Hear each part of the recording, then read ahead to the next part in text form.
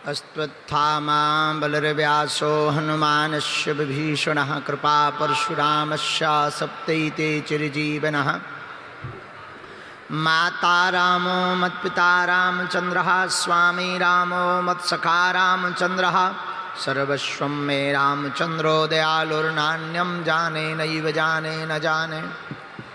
दक्षिणे लक्ष्मणो यस्य वामे च जनकात्मजा पुरतो मारुतिर्यस्य तं वन्दे रघुनन्दनं। श्रीसीतानाथ समारम्भां श्रीरामानन्दार्यमध्यमाम् अस्मदाचार्यपर्यन्तां वन्दे श्रीगुरुपरम्पराम्। अंजनानंदनं वीरं जानकी शोकनाशनं कपीशमक्षहन्तारं वन्दे लङ्काभयङ्करं गोसपदीकृतवारीशं वज्जीकृतराक्षसं रामायण महामालारत्नं। वन्दे अनिलात्मजं मनोजमं मारुततुल्यवेगं जितेन्द्रियं बुद्धिमतां वरिष्ठं वातात्मजं वानरयूथमुख्यं श्रीरामदूतं शरणं प्रपद्ये। अतुलित बलधाम महेम शैलाविधेयं धनुजवनकृशानुज्ञानिनामाग्रगण्यं सकलगुणनिधानं वानराणामधीशं रघुपतिप्रियभक्तं वातजातं नमामि वातजातं नमामि वातजातं नमामि वातजातं नमामि। प्रणम्य शिरसा देवं गौरीपुत्रं विनायकं भक्तावासं स्मरनित्यमायुष्कामार्थसिद्धये। प्रथमं वक्रतुण्डं च एकदन्तं द्वितीयं तृतीयं कृष्णपिङ्गाक्षं गजभक्तं चतुर्थकं लम्बोदरं पंचम च षष्ठं विघ्नमेव च सप्तं विघ्नराजेन्द्रं धूमवर्णं तथाष्टमो मम बालचन्द्रं चादशं तं विनायकं एकादशं गणपतिं द्वादशं तं गजाननं द्वादशैतानि नामानि त्रिसन्ध्यं या पठन्नराना च विघ्नभयं तस्य सर्वसिद्धिकरं परं। विद्यार्थि लभते विद्यां धनार्थि लभते धनं पुत्रार्थि लभते पुत्रान् मोक्षार्थि लभते गतिं जपेत् गणपति स्तोत्रं षड्मासे फलं लभेत् संवत्सरेण सिद्धिं च लभते नात्र संशयः। अष्टाभ्यो ब्राह्मणस्य लिखित्वा या समर्पेत् तस्य विद्या भवेत् सर्वाग्रे सस्य प्रसादतः।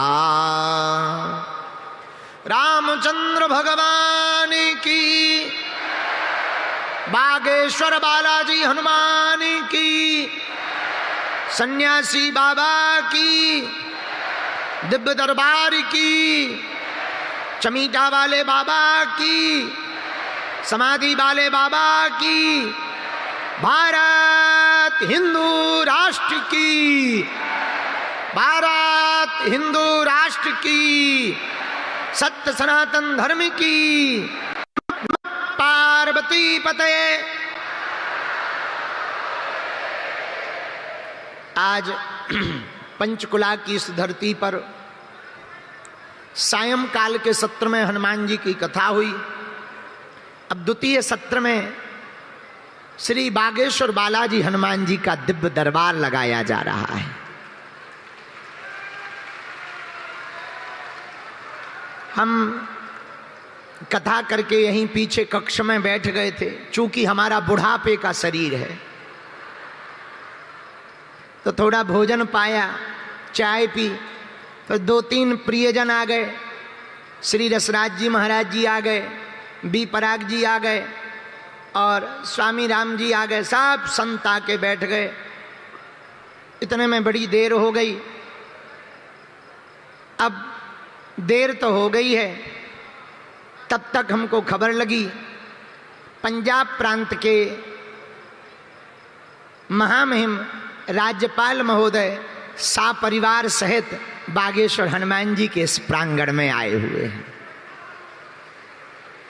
और उन्होंने बड़ी विनम्रता पूर्वक अपनी भावांजलि व्यासपीठ के प्रति और बागेश्वर हनुमान जी के चरणों के प्रति प्रस्तुत की। और उन्होंने शब्दों शब्दों में एक बड़ी अनूठी बात कही कि आप पंजाब का प्रतिनिधित्व करते हैं। उस नाते उन्होंने कहा कि संपूर्ण पंजाब की तरफ से इस भव्य दिव्य आयोजन का वो स्वागत कर रहे हैं। तो एक बार जोरदार ताली बजा करके उनको धन्यवाद दो। जिस निश्चल कर्मठता के साथ वो अपने दायित्व का निर्वहन कर रहे हैं और राज पीठ पर बैठकर व्यास पीठ का सम्मान कर रहे हैं, निश्चित रूप से इन्हीं दोनों के जुड़ाव से भारत में राम राज्य स्थापित होगा। राजपीठ और व्यासपीठ जब दोनों एक साथ चलेंगी तो भारत नया पर्याय लिखेगा। राजपीठ से लोगों के काम सफल होंगे, संसारिक व्यवहारों की पूर्ति होगी, और व्यासपीठ से मन के व्यवहार की पूर्ति होगी। इसलिए दोनों पीठों का जुड़ाव जीवन में बहुत आवश्यक है। जैसे भोजन बनाना और खाना बड़ी बात नहीं है, जितना पचाना बड़ी बात। खा लो, बना लो और खा लो, पर पचे ना। पाचन क्रिया कमजोर हो, डाइजेशन गड़बड़ा जाए और एकदम लगे रेसिंग चालू हो जाए, तो जो खाया वो खाया, ना खाया बराबर काम का है। ऊपर से कई बार वीकनेस हो रह जाती है। तो जीवन में खाना बनाना, भोजन बनाना, भोजन पाना, ये बड़ी बात नहीं है, उसे पचाना भी बड़ी बात है। उसी प्रकार पद को प्राप्त कर लेना बड़ी बात नहीं है, पद का निर्वाहन करते हुए पदाभिमान से बचे रहना ये बहुत बड़ी बात है। बहुत कम लोग ऐसे होते हैं जो पद के अभिमान से बच पाएं, बहुत कम लोग होते हैं। बहुत संसार में विलक्षण जिन पे भगवान की विशेष अनुकंपा होती है वही अभिमान से बच पाते हैं। वरना पद पाए किसे गुमान नहीं आता। हमें लगता है सबको आ सकता, पर भगवान के भक्त को कभी अभिमान नहीं आता है। और मेरे पागलों, एक सूत्र तुम अपनी जिंदगी में याद रखना, अहम की अकड़ ज्यादा चल नहीं सकती, मौत की घड़ी कभी टल नहीं सकती। लूट कर दौलत भले ही जमा कर लो, पर पाप की कमाई कभी फल नहीं सकती। इसलिए भगवान ने जो भी तुमको कला दी हो, पद दिया हो, प्रतिष्ठा दी हो, यश दिया हो, कीर्ति दी हो, उसे अपना स्वाभिमान मत समझें, भगवान की कृपा समझें। जो अपने बल पर जिएंगे वो अभिमानी हो जाएंगे, जो प्रभु के बल पर जिएंगे वो स्वाभिमानी हो जाएंगे। बोलो सीताराम, जोर से बोलो। दरबार तो शुरू करना है। एक बात और हम बोल दें, हम जब कथा में आ रहे थे तो एक सज्जन ने हमें फोन किया, बोले पंडित जी बुरा ना माने तो एक बात पूछें। हमने कहा पूछो। वो हमारे मिलने जुलने वाले हैं। बोले आपका विरोध बहुत लोग करते, देश के शंकराचार्य भी आपका विरोध करते, अमुक व्यक्ति करते, वो करते, वो करते, नेता करते, वो करते।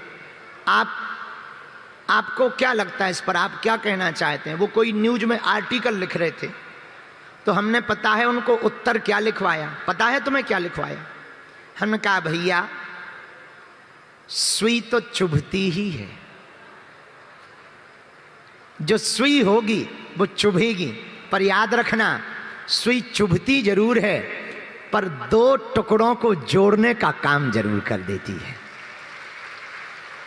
सुई चुभती है पर दो टुकड़ों को एक कर देती है। उसी प्रकार हमारी बातें चुभ जरूर सकती हैं, लेकिन बिखरे हुए हिंदू समाज को हम एक जरूर कर सकते हैं। ये हमें अपने बजरंग बली पर भरोसा है। हाँ, तो हमारी बातें चुभेगी भाई। सुई अगर दो टुकड़ों को एक करेगी तो चुभेगी, तभी एक कर पाएगी। धागा डालने के लिए जगह तो बनानी पड़ती है। उसी प्रकार तुम्हारे दिमाग में और तुम्हारे दिल में हिंदुत्व की कट्टरता भरने के लिए हमें छेद तो करना ही पड़ता है विचारों से।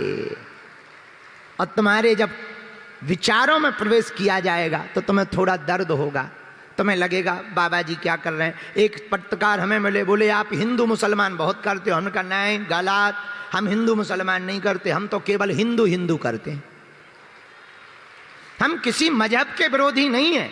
और जो भारत में रहेगा राम का रहेगा। देखो हिंदुओं, हम मुसलमानों को गाली देकर के महान नहीं बन सकते हैं, अपने राम की महिमा का मंडन करके, महिमा मंडन करके ही महान बन सकते हैं।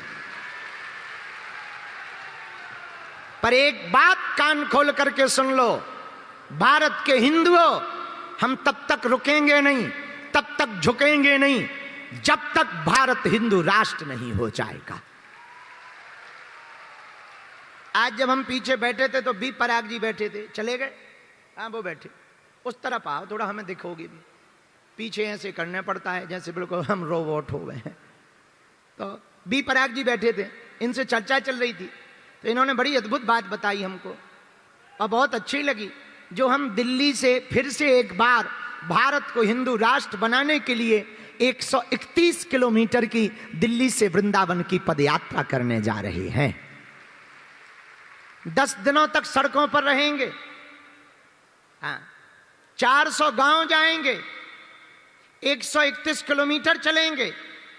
और भारत के लोगों, इतना ही नहीं, लगभग 5 करोड़ की आबादी के बीच से निकलेंगे।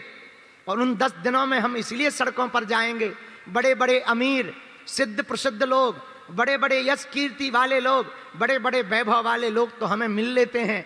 हम उन सबके लिए बने हुए हैं, इसलिए हमने प्रण लिया, जो हमें मिल नहीं पाते, जो धाम आ नहीं पाते, जो खर्चा उठा नहीं पाते, तो क्या हुआ, हम चल करके गांव गांव, गली गली, घर घर जाएंगे और हिंदुओं को गले लगाएंगे। इसलिए हमने नारा लिया, जात पात की करो विदाई, हम सब हिंदू, हम सब हिंदू, हम सब हिंदू, हम सब हिंदू, हम सब हिंदू, हम सब हिंदू, हम सब हिंदू। तो आज की इस प्रवचन श्रृंखला दरबार के इस क्रम में आप लोग जो बैठे हैं, मन में प्रभु का नाम जपते हुए बहुत धैर्यता पूर्वक बैठे हैं। आज का दरबार हम बिना विलंब किए हुए शुरू करते हैं। अब तुम्हें जल्दी तो नहीं है, हमें भी नहीं है, खूब देर रात तक दरबार लगाया जाएगा। और हम एक आज्ञा और ले आए पीछे से, प्रेतराज सरकार का भी दरबार लगाया जाएगा। दूसरी बात, जिनको बुलाया जाए उनको ही आना है, पर्चा ध्यान पूर्वक पढ़ना है। हम लिखने वाले जरूर दिख रहे, पर लिखवाता कोई और है हमसे। जो लिखवाते हैं वो भग भी जाते हैं। हमें तुम्हें दिखाई नहीं पड़ रहे, पर उन्हें हम तुम जरूर दिखाई पड़ रहे। हमारे जहां हम रहते हैं बागेश्वर धाम पर 3 पीढ़ियों से सेवा चल रही हनुमान जी की। हम तीसरी पीढ़ी में वो नालायक हैं जो उनकी सेवा कर रहे हैं। आज तक हमने अपनी आंखों से देखा, लाखों लोग रोते हुए आते हैं और बागेश्वर धाम से हंसते हुए जाते हैं। खाली झोली लेकर के आते हैं, झोली भरकर लेकर के जाते हैं। ऐसा दिव्य स्थान है बागेश्वर धाम, जहां सन्यासी बाबा ने 1.25 करोड़ हनुमान चालीसा का पाठ किया। 120 साल के जीवन में 84 वर्ष तक केवल हनुमान चालीसा पढ़ा। भोजन किया और हनुमान चालीसा, भोजन किया हनुमान चालीसा। 3 घंटे मात्र सोते थे। उन्हीं को हनुमान जी के दर्शन भय। पंडित जी मांगो, उन्होंने कहा हमें कुछ नहीं चाहिए। तो उन्होंने कहा, हनुमान जी ने, आज से हम यहीं बैठ रहे हैं, लोग हमें बागेश्वर बालाजी के नाम से जानेंगे। आह, जय जय जय जय। और बागेश्वर बालाजी के रूप में हनुमान जी विराजमान हो गए। भैया 3 जगह हनुमान जी बालाजी के रूप में है, सालासर में, मेहंदीपुर में और बागेश्वर में। सालासर में जो प्रकट भय मोहनदास बाबा के कारण प्रकट भय, मेहंदीपुर में जो प्रकट भय समाधि वाले बाबा के कारण प्रकट भय, बागेश्वर में जो प्रकट भय सन्यासी बाबा के कारण प्रकट भय। बड़ी दिव्यता है। ऐसा बागेश्वर धाम जहां 6 वर्ष से अनवरत अन्नपूर्णा चल रही है। ऐसा बागेश्वर धाम जहां पर भैया आजाद भारत में हिंदू राष्ट्र का ध्वज लहरा रहा है। और हमें तो लगता है, हमारे दादाजी भी दरबार लगाते थे, हम भी लगा रहे। तो हम एक दिन सोच रहे थे कि दरबार क्यों लगाया जाता। अच्छी खासी हमारी कथा चल रही, बढ़िया प्रवचन चल रहे, बढ़िया उद्बोधन चल रहे, यहाँ वहाँ डोल रहे, मटक रहे, ये दरबारों में काहे को फंसाए हुए हैं। तो भीतर से मन में प्रेरणा आई, हली उल्लाह वाले झूठे मूठे चमत्कार दिखाकर हिंदुओं का धर्मांतरण करवा देते हैं। उनकी ठटरी बारने के लिए हनुमान जी अपना रियल वाला दिखा रहे हैं। और एक बात, हमारे पास तो कोई शक्ति वक्ति नहीं है ना, इस चक्कर में रहो। हम तो उनका नाम भर लेके जानते हैं। और हमने पहले भी कहा था, फिर कह देते हैं, दरबार लगाना तो बहाना है, असलियत में तुम लोगों को हनुमान जी का बनाना है। लेकिन दूसरी बात, पंचकुला के पागलों, इतना हम कहते हैं, बड़े बड़े बुद्धिमान, बड़े बड़े तार्किक, बड़े बड़े विद्वान, बड़े बड़े कैमरा लगाए गए हमारी पोल खोलने के लिए, ठटरी के बड़े अपनी खुलवा के गए। और जो अंग्रेज हाउ डू यू करते थे, जब हम लंदन गए, बड़े बड़े अंग्रेज आए, मोटे ताजे, गोरे नारे, लाल लाल। जब हमने 2-3 चमत्कार घुमाए, बोले ऊ this is man very powerful. तब हमने धीरे से कहा, ठटरी के बारे, I am not powerful but Lord Hanuman it's very powerful. ये हमारा प्रभाव नहीं, ये बजरंग बली का प्रभाव है। तो जो भी पर्चे में लिख के आए, ध्यान पूर्वक पढ़ना, अंधविश्वास में बिल्कुल नहीं पढ़ना। जो कहा जाएगा दावे के साथ कहा जाएगा, जो हमें प्रेरणा लगेगी कि वो बताएंगे, जो नहीं लगेगी नहीं बताएंगे। कौन, हमने तुम्हारा लोन ले रखा है। आओ, जो हमें मन में प्रेरणा लगेगी वो बताएंगे, नहीं लगेगी नहीं बताएंगे। जय बजरंग बली की, तुम अपने घर जाओ, हम अपने बागेश्वर धाम चले जाएंगे। जय हनुमान जी की। हाँ, लेकिन तुम पूछना वही जो तुम सुन पाओ, क्योंकि हमारी रेलगाड़ी में ब्रेक नहीं है और दुनिया में ऐसा कोई आदमी नहीं है जिसका कोई कांड ना हो, और ऐसा कोई कांड नहीं है जो सुंदर कांड वालों को पता ना हो। तो वही पूछना जो तुम सुन पाओ, और कम समय में 2 प्रश्न 3 प्रश्न करना, क्योंकि ज्यादा तो ऐसे अनंत रहते ही है। तो 2-3 प्रश्न करना ताकि हम तुम्हें उत्तर जल्दी जल्दी देते जाएं, दूसरे का भी नंबर आ जावे। मन में राम नाम का जप करो। और अब तो बागेश्वर धाम पर एक और खुशखबरी है। पूछो क्या? जोर से पूछो। अब तो बागेश्वर धाम अभी आस्था का केंद्र था, अब आरोग्य का केंद्र बनने वाला है। हॉस्पिटल बन रहा है। 23 फरवरी को देश के माननीय प्रधानमंत्री जी ने जाके भूमि पूजन किया था बागेश्वर धाम पर, और आजाद भारत के बाद पहली बार ऐसी घटना हुई है। 23 फरवरी को प्रधानमंत्री जी गए तो 26 को राष्ट्रपति जी पहुंच गए। 72 घंटे में दोनों लोगों ने दर्शन किए एक पीठ पर। और ऐसा स्थान, जब हम पहली बार प्रधानमंत्री जी को मिले, बोले आप अस्पताल क्यों बनाना चाहते हैं शास्त्री जी? हमने कहा प्रधानमंत्री साहब, प्रधानमंत्री जी, अब तक देश में अस्पतालों में मंदिर थे, हम देश में एक नई क्रांति चाहते हैं, मंदिर में अस्पताल देखना चाहते हैं। बहुत खुश हुए वो। तो अब तो बहुत जल्दी उसका उद्घाटन होने वाला है, काम शुरू हो गया है और सब लोग लगे हुए हैं। आप लोग भी बागेश्वर बालाजी के चरणों से जुड़ो, हमारे अच्छा एक बात बताओ, तुम लोग दरबारों में भटकना चाहते हो क्या? हाँ या ना? अरे जोर से तो बोलो। क्या तुम चाहते हो कि तुम जगह जगह धक्के खाओ? अच्छा, क्या तुम चाहते हो कि चमत्कारों के चक्कर में पड़ो? क्या तुम चाहते हो कि बाबाओं के चक्कर में पड़ो? अच्छा ठीक है। क्या तुम ये चाहते कि तुम पर हनुमान जी की कृपा हो जाए? क्या तुम चाहते हो कि तुम भी सन्यासी बाबा के हो जाओ? क्या तुम चाहते हो तुम्हारी आने वाली पीढ़ियां भी बजरंगबली की हो जाएं? हाँ या ना? तो हमारी बात मानोगे? तो हमारी 3 बातें मानोगे? कौन कौन मानेगा? कच्चा या पक्का? जोश में या होश में? 1-2 दिन के लिए या जिंदगी भर के लिए?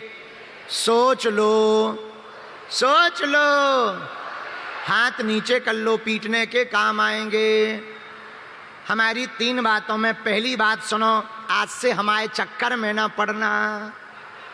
हम तो नालायक आदमी हैं, मूर्ख आदमी हैं, अनपढ़ गांव के गवार हैं, हमारे चक्कर में क्या पड़ रहे? हम जिन बालाजी के चक्कर में पड़े, तुम भी उन्हीं के चक्कर में पड़ जाओ। दूसरी बात मानोगे? हाँ या ना? लहसुन प्याज मांस मदिरा बंद करके ओम बागेश्वराय नमः, ओम बागेश्वराय, ओम बागेश्वराय, इस मंत्र का जाप शुरू कर देना। तीसरी बात और हमारी मान लेना, जिंदगी में दरबारों में नहीं भटकना पड़ेगा। महीने में 1 बार, 2 महीने में, 5 महीने में, 6 महीने में शनिवार या मंगलवार की बागेश्वर धाम की पेशी शुरू कर देना। और जब भी उनके सामने जाना कह देना, हमने बहुत भटक लिया, बहुत धक्के खा लिए, अब ना हमें भटकाओ, आज से तुम हमारे हो गए और हम तुम्हारे हो गए। जाओ, हम तुम्हें वचन देकर कहते हैं, लौट के तुम्हें जिंदगी में पीछे मुड़ के नहीं देखना पड़ेगा, और जहां जहां जाओगे झंडा फतेह करके आओगे। भगवान के घर देर है, अंधेर, गफलत से जो डर जाए वो जेर नहीं होता, अपनी ताकत पर जो इतराए वो शेर नहीं होता। दरबार में बागेश्वर बालाजी के आकर मायूस ना हो बंदे, यहां देर तो होती है पर अंधेर नहीं होता। इसलिए किसके चरण पकड़ो? बोलो बोलो बोलो बोलो बोलो बोलो। तो जीवन भर के लिए कौन कौन हो गया? ठीक है, हाथ नीचे कर लो, काम आएंगे। अब हम दरबार शुरू कर रहे, मन में राम नाम का जप करो। नियम सबको पता चल ही गए, बातें सबको पता चली। अरे भैया टेंट पे ना चढ़, ओए रेलिंग से नीचे आ जा, ठटरी के बरे ना कटा मूसर चंदा। अब भाई ब्रेकिंग न्यूज बन जाए कि बाबा सबके बारे में तो बताओ, तो अपने ही दरबार के बारे में ना बता पाओ। बेटा नीचे आ जा, गिर जाए मूसर चंद। हाँ, आज एक आगी को लोगों बिल्कुल छत पे टेंट पे चढ़ गए, तो उस तरफ एक से एक पागल है यहाँ तो। लेकिन हम समझ गए हरियाणा आ गए। हरियाणा के लोग तो महान होते ही हैं। अभी हम भीतर सुना रहे थे हरियाणा वालों की कहानी। एक हरियाणा का आदमी डॉक्टर के पास गया, डॉक्टर से बोला क्यों तुम बिना दर्द के दांत निकाल देते हो? बोले बिल्कुल नहीं। तो बोले हम निकाल लेते। डॉक्टर बोला बिना दर्द के? बोले बिना दर्द के। डॉक्टर बोला निकाल? उसने कहा ही।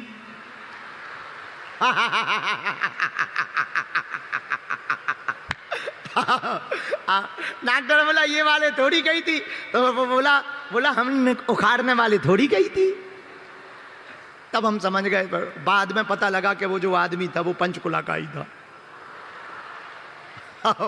बल्कि डॉक्टर तो हमारे गांव का था, आदमी से वो पंचकुला था। तो हरियाणा वाले तो महान होते ही, इनसे कोई पार नहीं पा सकता है।